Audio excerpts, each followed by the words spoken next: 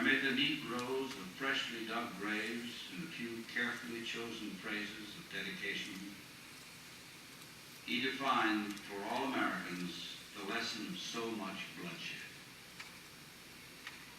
The world, he said, can never forget what they did here.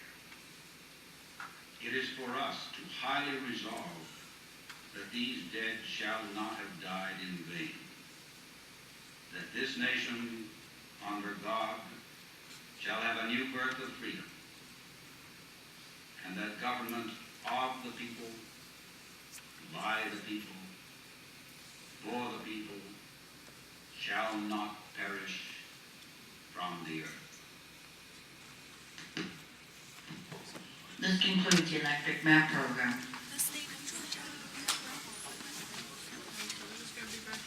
That was 50 cents. Oh, that's more paper. Yeah.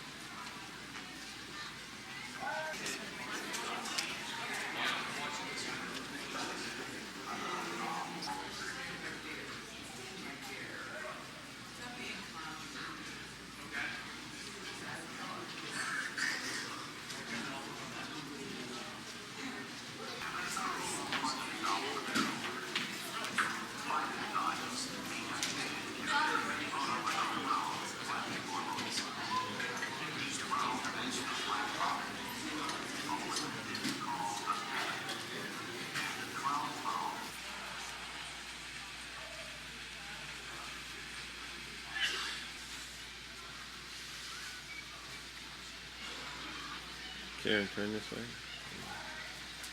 Move to the side, right there.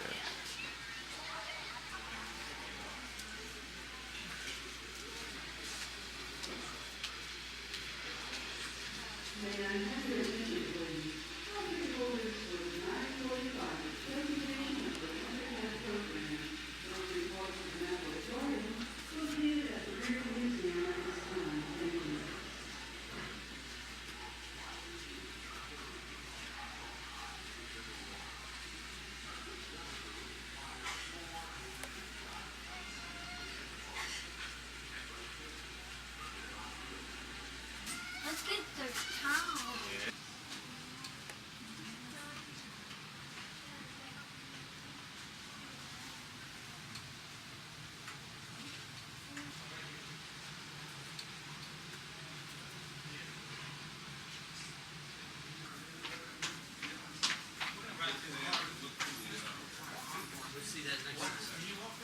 Make it back today.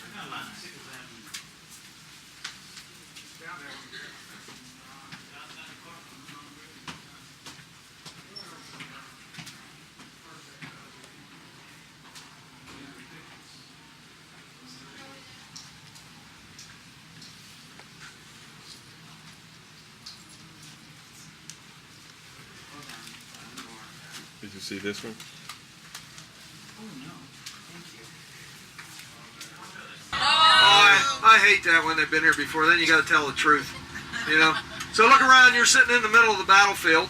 This is a hill with a cemetery. So what do you think we call it? Cemetery Hill. Oh, you guys are sharp. That's right. Actually, we have two cemeteries here. We have one for them and one for us. The one for us came first. In 1853, we started digging up the dead people in town and moving them out here so we could expand the churches. That's urban. See that? Pittsburgh.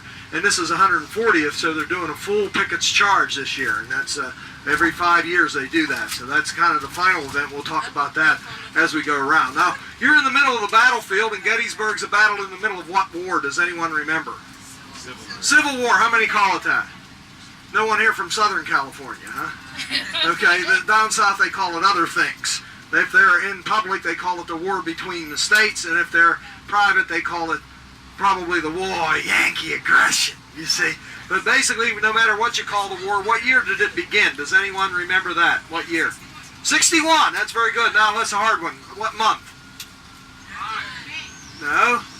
You're hitting all around it. It's a woman's name.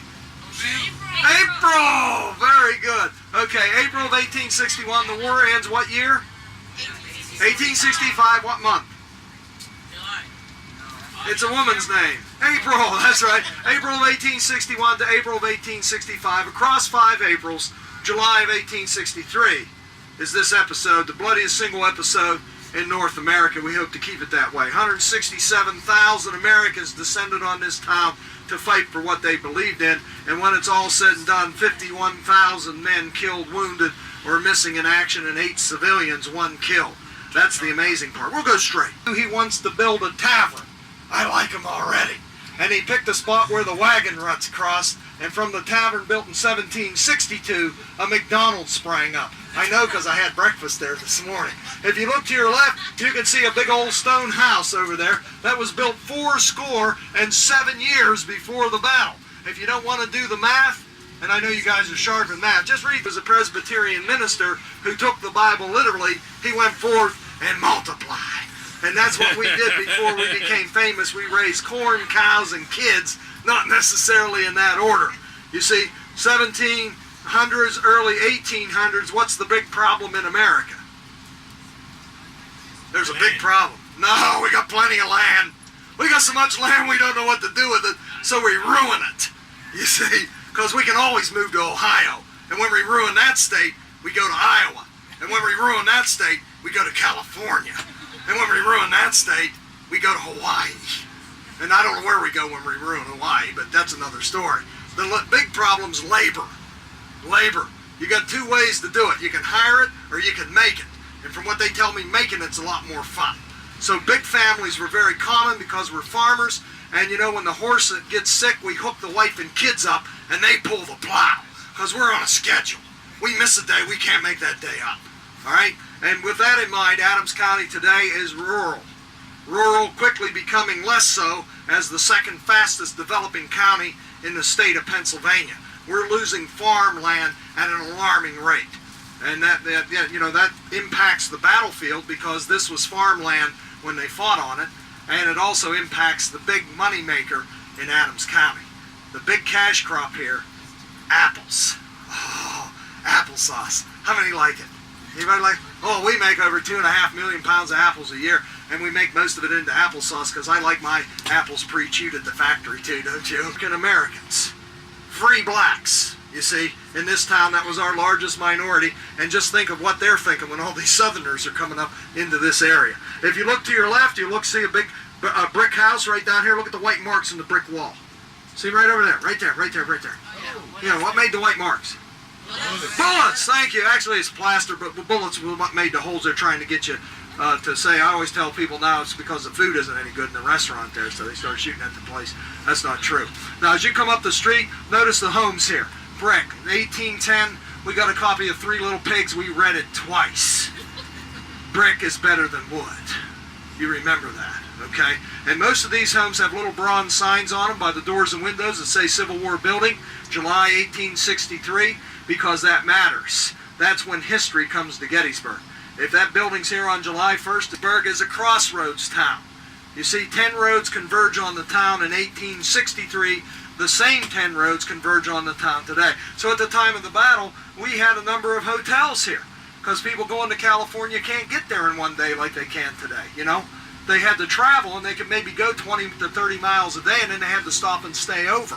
So it was an experience to travel from one end of the country to the other, and we have motels to put people up as they're traveling. Flavor being Lutheran because we're Germans here, and that's not our fault, that's our parents' fault, you see.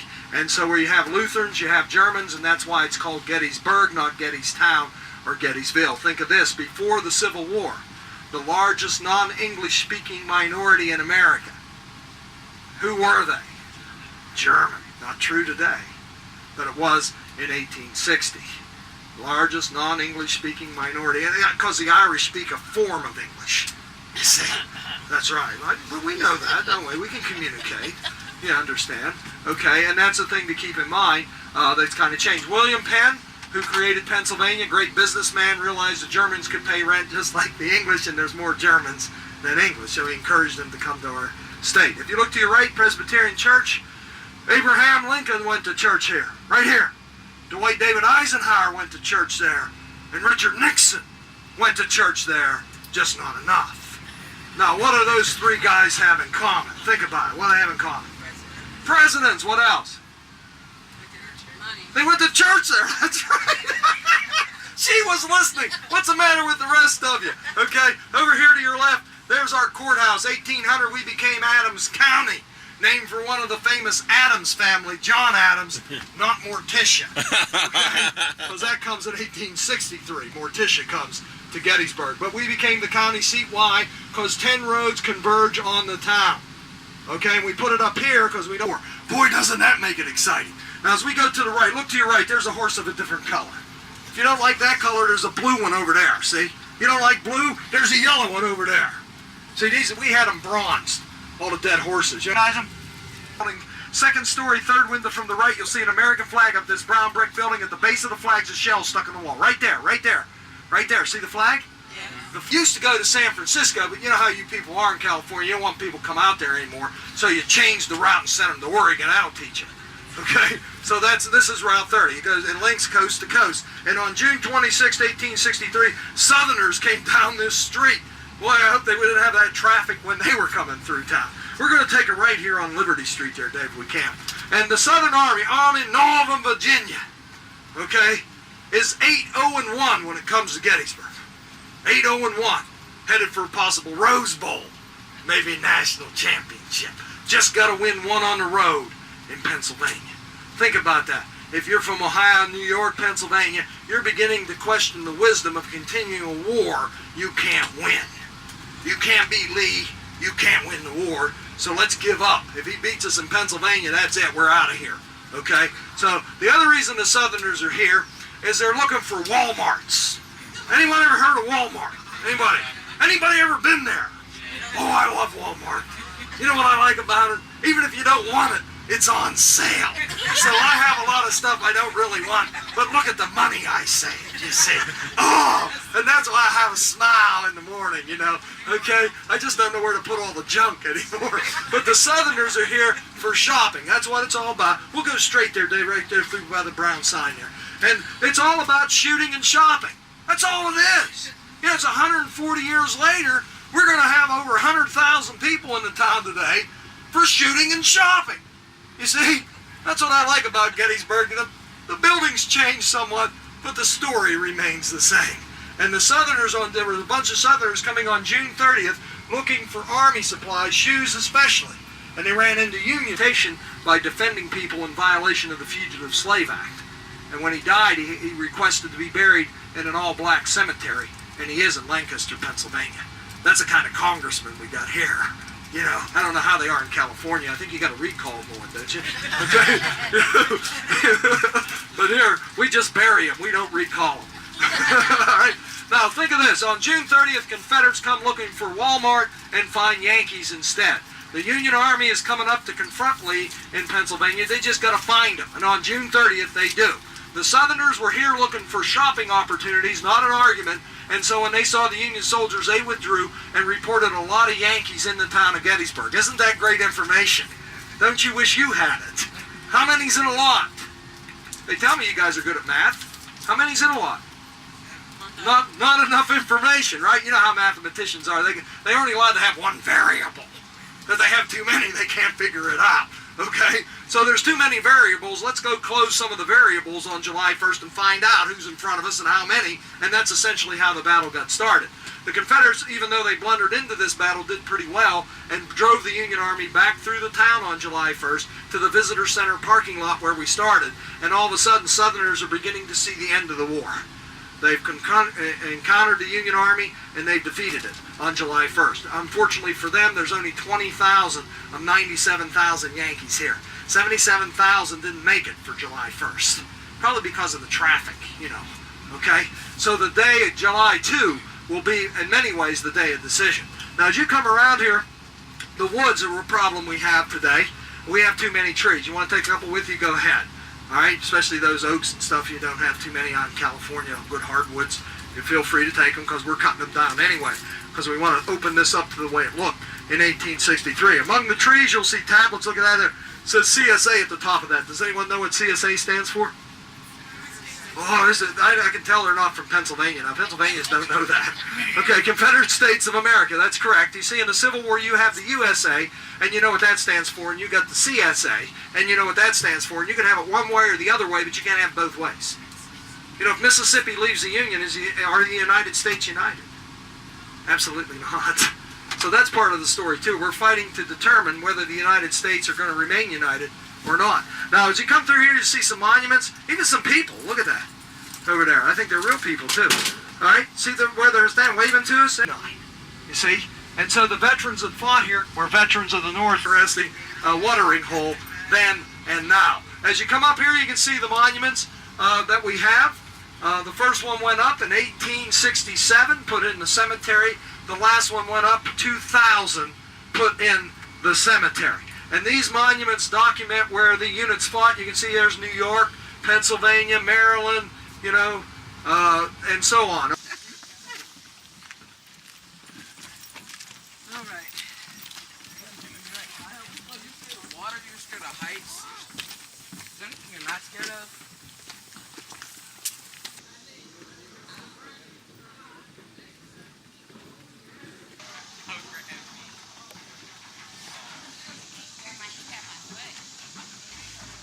James, you guys wave. Wave for the camera. Hillary, James, wave for the camera.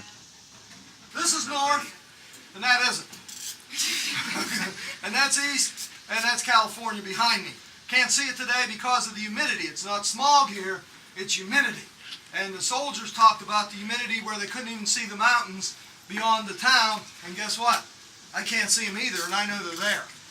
So we probably, okay, now the battle starts out to the north and the west of town.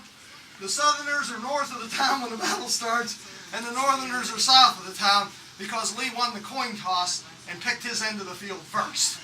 You see, actually Lee has to get his army around the Union Army to get into Pennsylvania, okay? So he went west to go north. He gets into the Shenandoah Valley. Back there in Virginia, takes I-81 Passing Lane. Heads right up the valley into Maryland before the Union Army could confront him. And by the time they're ready to, his army is now in Pennsylvania, headed for Harrisburg. Now, why is Harrisburg an important town? Does anyone know? Capital, exactly. Very good. It's also the second largest rail yard in North America. Railroads are the old interstates, you see. And if you take Harrisburg, you cut the main lines from the east to the west. All the interstates will be cut once Harrisburg falls. Because when they crossed through Maryland, they got the Baltimore and Ohio Railroad already and tore it up. And now the Pennsylvania Central's next on the list. Okay? So that's one of the reasons Lee's headed for Harrisburg. The other reason, of course, is political, right? Lee knew what Lincoln knew, what G.W. Bush knows. You don't get a second chance to be a great president without Pennsylvania. Okay? He has made 22 official visits to the state of Pennsylvania already. And I don't know that he's in Texas right now. I think he's hiding in Philadelphia somewhere. But anyway, why doesn't he just move here? You know, instead of spending all the taxpayers' money taking a... And he always shows up in Philadelphia on Friday. Oh, they hate it. Because he ties up traffic. And nobody can get home from work. He's losing votes, not gaining. You see. But that's the key to Pennsylvania. Lee knew that by threatening Harrisburg, Lincoln would order the Union Army out of Virginia. Think of that. This is a bold move on Lee's part. He's headed for Harrisburg, and the Union Army's still down in Virginia. Who's closer to Richmond? You see, if you can't ensure the Northerners are following you, you might as well walk up and join the Canadians. You see, because the South will fall behind you. But Harrisburg is the key. And sure enough, Lee plays Lincoln like a violin. Oh, like a virtuoso. And the Union Army's ordered into Pennsylvania. And now we have a confrontation brewing. When Lee finds out the Union Army's coming up now into Maryland, headed for Pennsylvania, he orders the shopping spree to cease. And they were upset, because they were having such fun, you know. Does anyone remember his name? Meade, very good. And if the rest of you didn't know that, that's okay, because most of the men fighting here for the North didn't know who was in charge either. Because Meade only been on the job for 4 days, and the battle started without him. He's still down in Maryland filling out all those change of address forms, you know, government appointments. They have paperwork that has to be done. And so the Union Army really doesn't care either. Now, the average soldier like you and I, we don't care who's in charge. You know why? The story's the same. We always lose.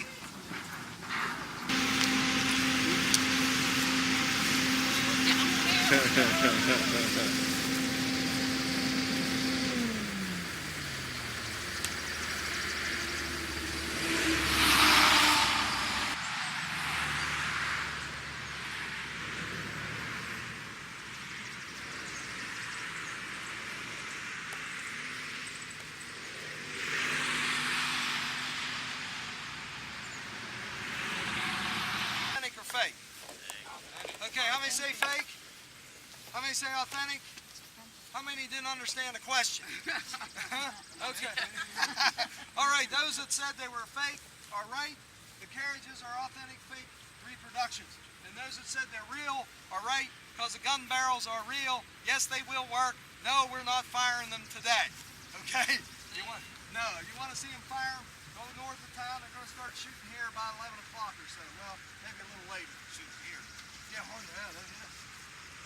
That's why I'm on this side of the gun. You're over there. All right. So now we have two types of guns, as you can see. We got green ones over there. We got black ones over here. You can tell if they're real. We got information on it. That's U.S. That belongs to the federal government. It's made in Phoenixville, outside of Philadelphia. And the green guns are bronze. Most of them are made up in New England. Most of them are made in Massachusetts. Although the Southerners make their own down in Georgia. See, those guns over there are smooth in the barrel. They throw a round ball, 12 pounds solid, or designed to explode in the air. From here, you see the green water tower. one right over there looks like this one over here. See green water tower? Green aqua water tower. The aqua colored guns will put an aqua colored hole in the aqua colored water tower. There's an industry over there. I take the people around, they're salespeople. They make windows. Okay, and they let me go up in the tower. Boy, that's a scary thing. You know, and then when I got up there, I realized I didn't have my camera, so I got to go ask them to go up again. But I'm going to wait till the winter when the leaves are gone. But that's how far they'll shoot. Shoot about 1.5 miles to 2 miles. And so that's why you don't want to get too close, because they'll hit you. Now this is General Hancock. General Hancock helped rally the Union troops here. He supposedly was wounded because you can tell by the horse's hooves. That's an old legend, but it works. See one.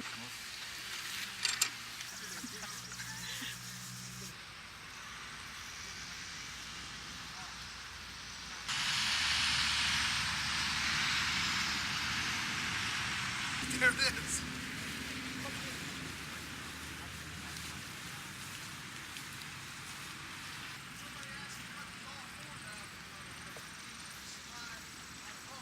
University, right there. See, when the war started to end, we had over 4 million people who have their position in this country redefined. You see, they're no longer slaves anymore. And what does that mean? What kind of work skills do they have? They can pick cotton. You see, can you pick cotton in Chicago? No, you can't grow it there, you see. And so the problem is they're mostly uneducated. And you know why? Because it was against the law to educate them before 1865, you see.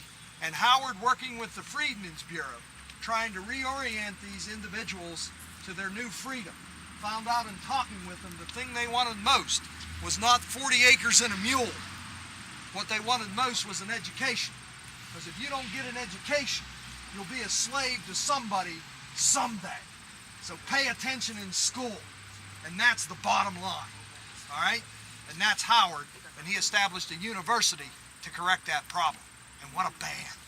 Oh, that's awesome. I worked a football game with them one time, man. It's awesome. See the football, you know, they step high. All right, Sonny.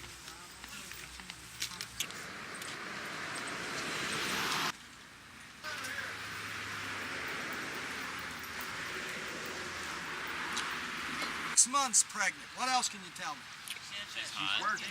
She's hot. That's right. And she's got a thing right there. What is that? Pickaxe. Pickaxe. What else she got? So what's that mean she's doing? Working. Yeah. In the garden. Look at her garden. How it is. These ladies will tell you we're never around when you really need us. You know. He's down defending Washington, D.C. What a great place, because all the Confederates are in his backyard up here in Gettysburg, and his wife's here with 3 kids and 6 months pregnant. All right? She lived in the gatehouse. And that gatehouse didn't have a window in it that wasn't broken from being hit. You know how close the Confederates got on July 2nd? They're right across the street, shooting right down into this area, you see. And her and her kids were in the basement. And it was also used as a headquarters by Union generals. And that pump right over there was used as a, some of them didn't make it, they died. And so you got why she's hot, you see? And man. And there are 66 of them still here. They're right down there. They're right along this pathway. Well, right there, right there. See all the stones that are the same in a row? That's where she buried them. What happened to the rest of them? What happened to the rest of them? They took them and put them over there.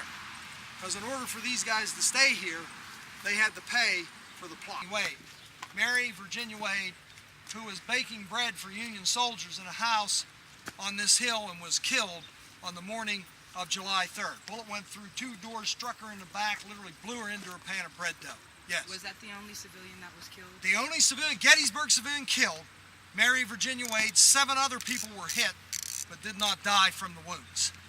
So their casualties, I think I said there were about 8 casualties in the civilian population. One guy got hit 3 times, just refused to die, you know, okay? And he was 69 years old. He's the other flag down there. See the other flag flying down there? That's John Burns, 69, veteran of the War of 1812. Does anyone know what year that war started? Thank you. See that? He's tough. He likes dates. Think about it, ladies. All right? Right there. Right there. Okay, now right here, Mary Virginia Wade, she was killed. They buried her in the garden of the house because it's July, it's hot and humid, and so they buried her there, and she didn't like it there because it's going to be the Holiday Inn, and just think of all the noise in the kitchen, you know. So they moved her downtown. Remember, we're trying to get the dead people out of town up here, so they dig her up again, put her over there, and put a monument on her and make sure she stayed put. I like that. Think about how she got around after she was dead. Don't you wish you could do that too? Oh, I'm looking forward to it, but don't rush me. All right? So that flag flies all the time, and there's only 2 women in the ground that have a flag like that flying over their grave all the time. Who's the other woman? Roosevelt. No, deserves one probably. A lot of women deserve it. Ladies, you got to get on this. From this war, from the same war. Well, not necessarily. She's not even here. But she is in Pennsylvania. The only 2 women have flags flying over their graves. Is it Madison? Betsy Ross. Bessie Ross. Very good. Okay. Because she supposedly made the first flag for Washington, right? Right. And so they tell that story in Philadelphia. So Philadelphia got Betsy Ross, Gettysburg, got Jenny Wade. You see, both with flags. Now, any ideas? Oh, we got psychics here. Oh, they're everywhere. They're in town today, too. And- well, no, we asked him when he came back for the Lincoln Reenactors Convention. We had 57 Lincolns here 2 years ago, and we asked. And by consensus, they said he spoke there. No, actually, we used photographs. The Civil War was photographed, right? Yeah, the first war was documented with camera. And what hasn't moved, really, since the war? What's still pretty much in the same place? Tombstone.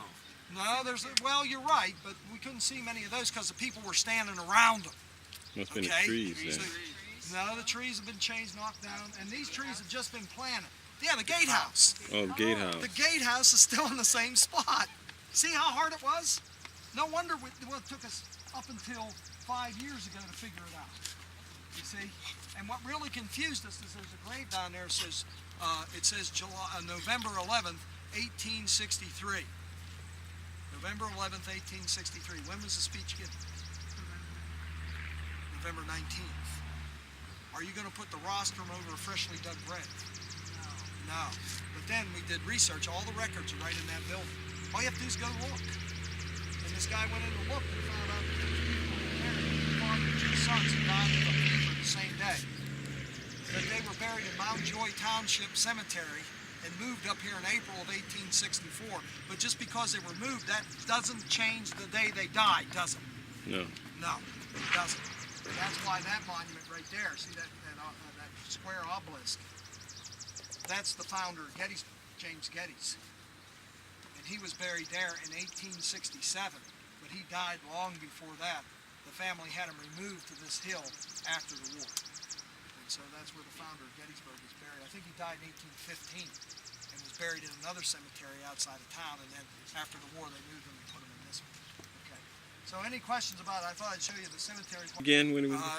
November 19th, 1863. Yeah, and the service was I guess it was in the late morning. It was supposed to be earlier, but they couldn't find the band. You know how they are. They were down one of the taverns, getting tuned up. Yeah, yes, sir. What made him think? Well, because he was dedicating the National Cemetery, and for years the people that supposedly knew said that's where he stood. Okay, and it seemed to make sense, but then when you really think about the logistics, you got 15,000 people here, and they're digging up graves over there. They start in October, putting the bodies in. It's not till March they're finished. You're going to have people walking all over freshly dug graves? No. But this cemetery has lanes. The graves are already dug. Stones up so you can't fall over them, or so you can, I guess. You see?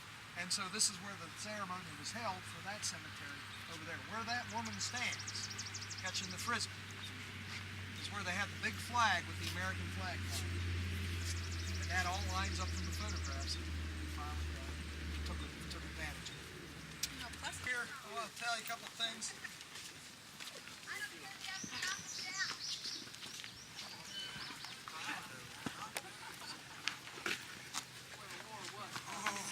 I'm glad I'm over here with this group. Can you tell us the name of the hill again? This is Little Round Top. Okay. Yeah, we'll wait. Come on up here. I guess that's the end of our group right there. Little Round Top is here, just south of us. Partially visible is Big Round Top. you're at the very end of that famous fishhook line, fingernail and top knuckle. Okay? Now remember I told you the big round top was not as important because it was wooded, and you can see that here. Now if you look out in front of you, this is why people come here for the view. And on July the 2nd, 1863, the first guy to come here officially for the view was a man by the name of Warren. Gouverneur Kimball Warren. He's the chief engineer of the Union Army. And Meade is one guy, right? He can't be everywhere at one time, so he has a staff that helps him, and he says, you go down to that hill and take a look, and I'm going to go talk to Sickles about where he should be. And he wanted Sickles to be more in line with us here, and Sickles is out at that red barn you see out in the distance. So he's that far out of line, and Meade thought that that was a problem. So as he's talking to Sickles, he wanted Warren to come here and make sure that things were still covered. When Warren gets here, he expects to see a lot of people on the hill like there are today. He saw 3 guys in the signal corps, and they have a flag, and they're getting ready to leave. Why? Because as they pointed out, you can see the end of the Union line down in these rocks at Devil's Bend, right down there where we turn to come up the hill. That's the end of the Union line. The Confederate line extends in that line of trees all the way past this evergreen tree off in the distance. So their line is longer, and as they advance, they'll miss Devil's Den, come up over the top of Big Round Top, across the line here, come out of the woods over this hill, and now they're behind the whole Union Army. And when you get behind them, you beat them, generally speaking. And so Warren went off and quickly got troops to this hill, and they got here moments before the Confederates did. If not, somebody else has a line here. How much do they eat? Don't you think they're hungry? That's right. Okay. Now, where do they get their food? Whatever time. From the farmers. Okay, well, they take it from the farmers, or they load them in wagons and bring it up, right? Now, you're Robert E. Lee. You're going to leave Virginia down there. You're going to move into Pennsylvania. You don't know how long you're going to be away, but you know one thing. Your supply line is going to be 200 miles long. How far does a wagon train with supplies travel a day? It doesn't do 20. It doesn't do 20, you see? So what do you pack in your wagons? I'm not packing logistics. The logistics, you know.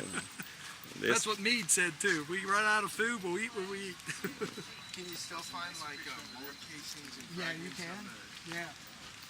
Yeah, it's not tough up here because we pick those. Take your pictures, because this is it. I mean, we won't be coming back. This is history. This is going to be something you show your grandkids.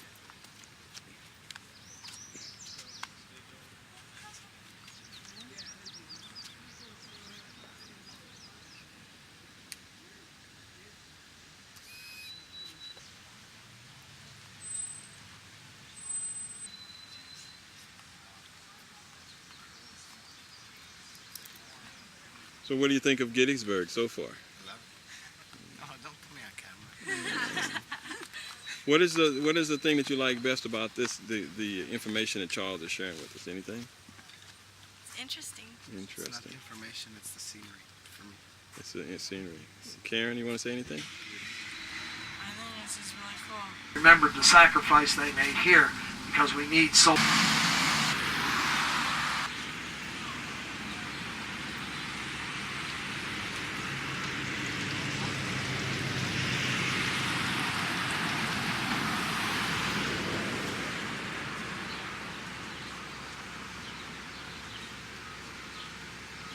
guess, yeah.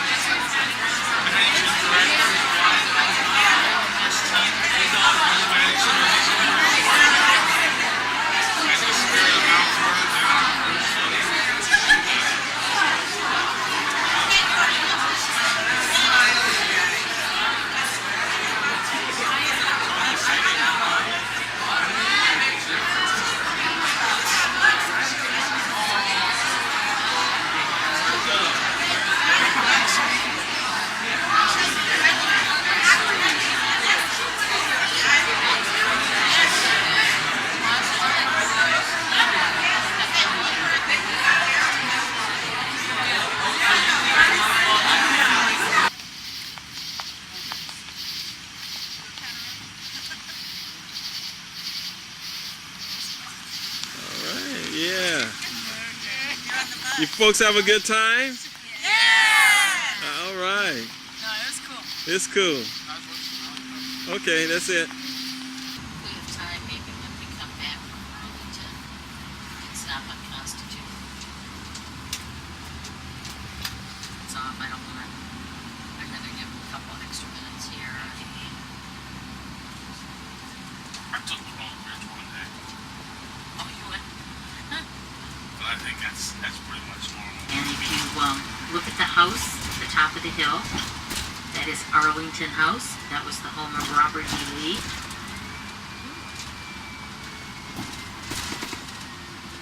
We are going to meet Walter here in a few minutes. And then we will be doing everyone that's buried here. On weekends, they don't have funerals, but the flags up ahead would be at half-mast a half an hour before the first funeral until a half an hour after the last one during the week. And there are an average of 20 funerals a day.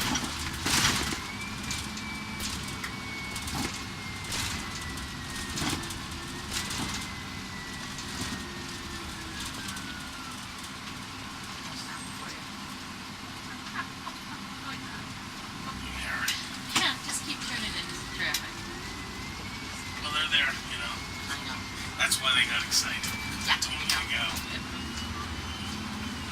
Sugars. Okay, this is the visitor center. Dave is going to go park. And matter of fact, He's gonna park in that first spot up there. I think I see Walter right here. Is that Walter? That's Walter.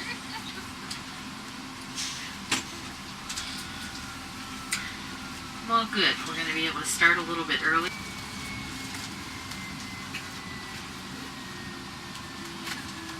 Get these good spots.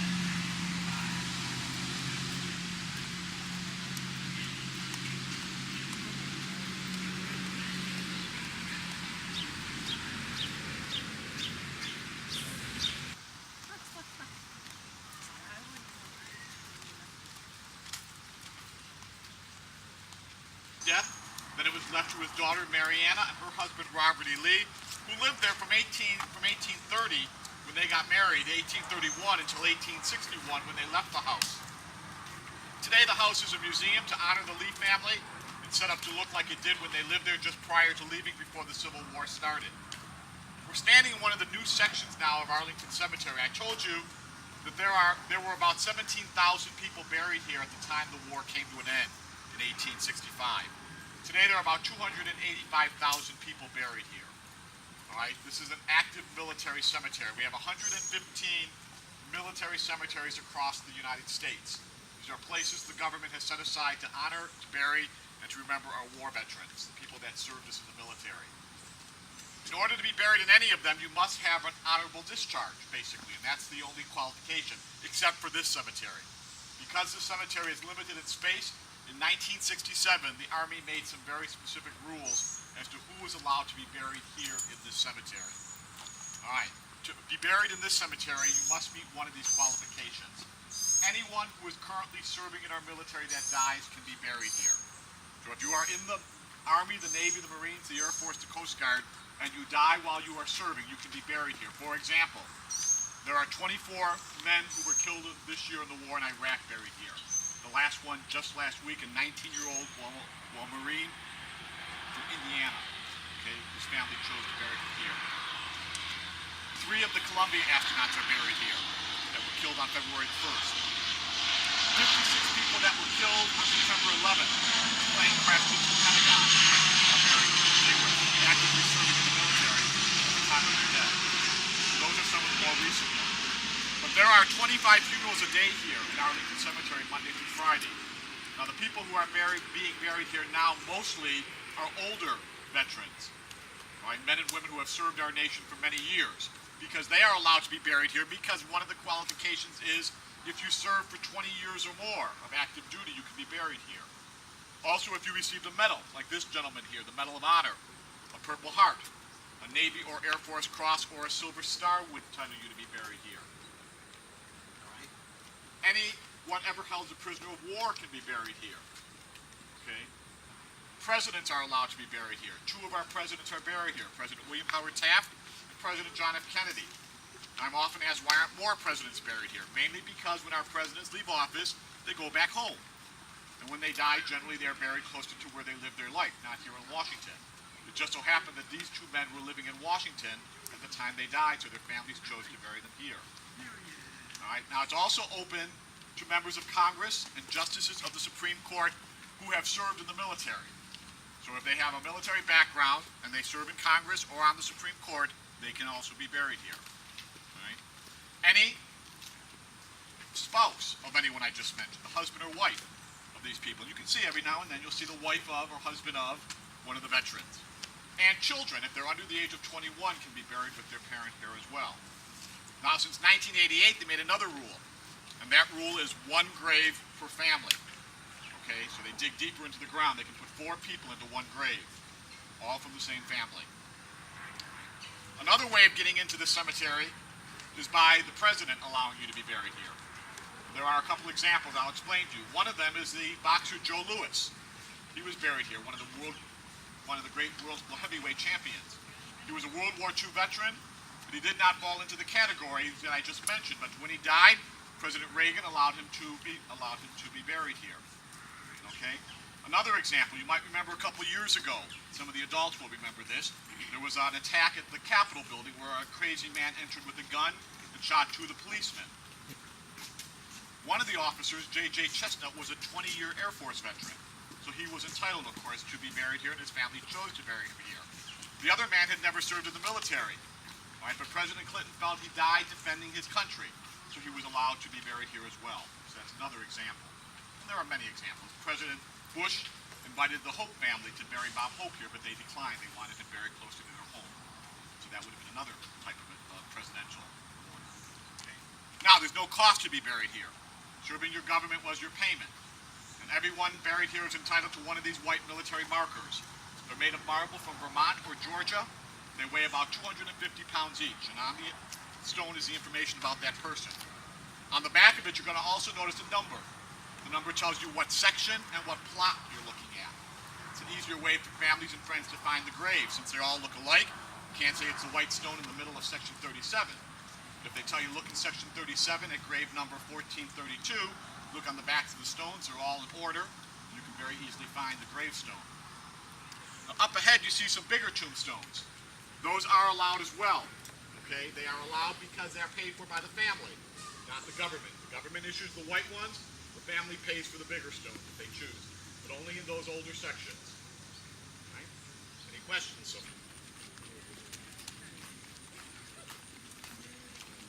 Them are are two of their children. Now, these two children were babies when they died. They died before the president. They were originally buried up in Boston, but then after he died, they were brought here and laid next to him. They include their eldest daughter and their youngest son. Okay? Now, also buried near the president is his younger brother, Robert Kennedy. Robert Kennedy served this nation in many ways, first in the U.S. Navy, later as the Attorney General, the highest law officer of our nation, and then as a senator representing the state of New York. In 1968, he decided he would run for the presidency, and while he was campaigning in Los Angeles, he was shot by an assassin on June the 4th. And he died a couple days later of that gunshot wound. His funeral took place in New York City, then he was brought here and laid on the hillside near his brother. His grave is very simply marked by a wooden cross, and we'll see that on our way out. Now, also buried on this hill are several members of the Supreme Court. All right, if you can see that black marker where the flowers are underneath the tree, that is the grave of Thurgood Marshall. All right, the first African American to serve on the Supreme Court. Here, Edgar Evers. He's buried in the cemetery as well, from Mississippi. Okay? All right, we're going to go up to see the president's grave now. I ask when we get up there, do not sit on any of the walls or steps, because the walls in front of the president's grave have some of his speeches written on them. Okay? So let's take a look.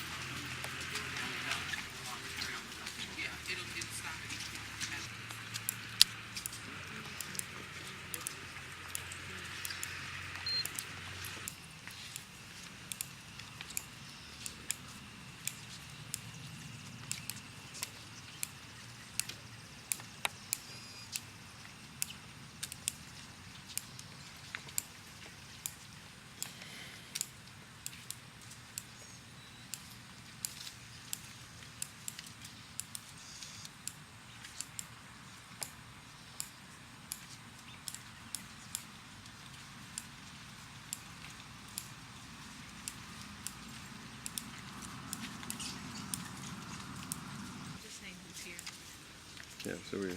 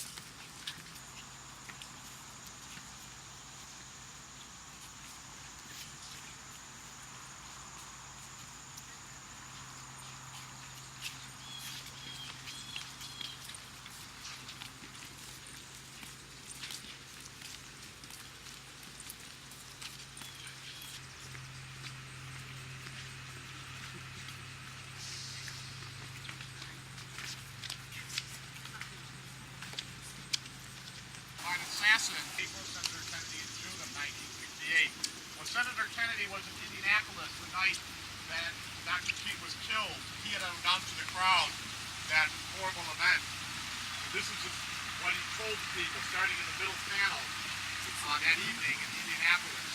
Indianapolis was the only major U.S. city that did not riot after the death of Dr. King. Many people credit Robert Kennedy's words and gentleness for getting the people to think about Dr. King and not riot.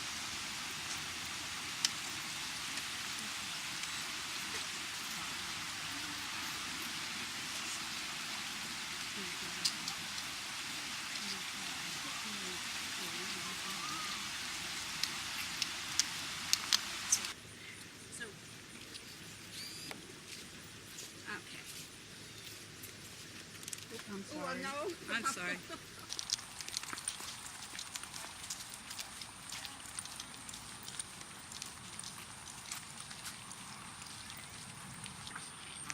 Marker at the end, Daniel.